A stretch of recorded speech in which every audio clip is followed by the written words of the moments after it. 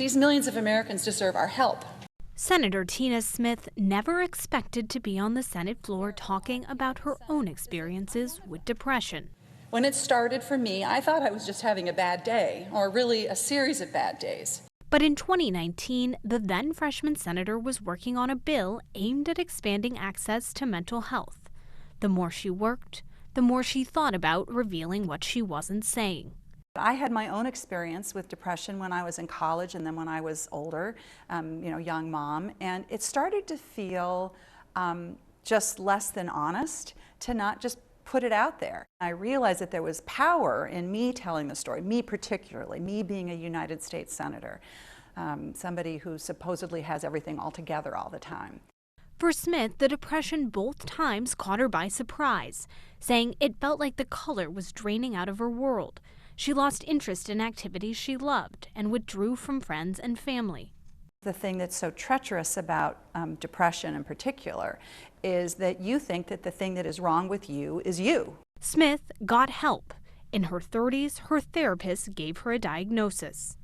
You're clinically depressed, that's my diagnosis. I think that you'd benefit from medication to help you. And I was like, I don't want to do that, because then that's not going to be me inside my brain. Did it take time for you to accept the idea of medication? Yeah, it did. It did take time. And again, medication works for some people, not for others. Everybody is in a different position.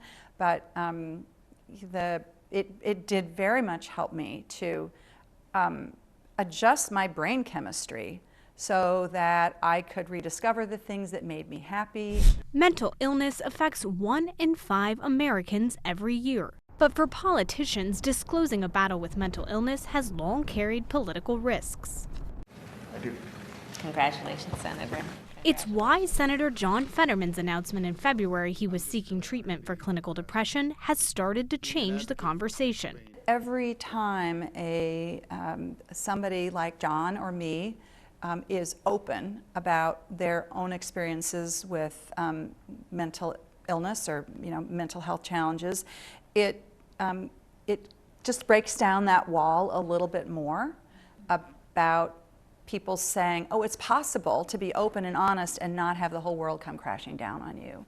It hasn't always been that way. In 1972, Thomas Eagleton dropped off George McGovern's presidential ticket after it was revealed he'd undergone treatment for depression and received electroshock therapy. This decision is one of the most heartrending. Former Representative Patrick Kennedy, now a leading advocate on mental health, struggled with addiction and bipolar disorder in Congress. For years, he said he worked to cover it up.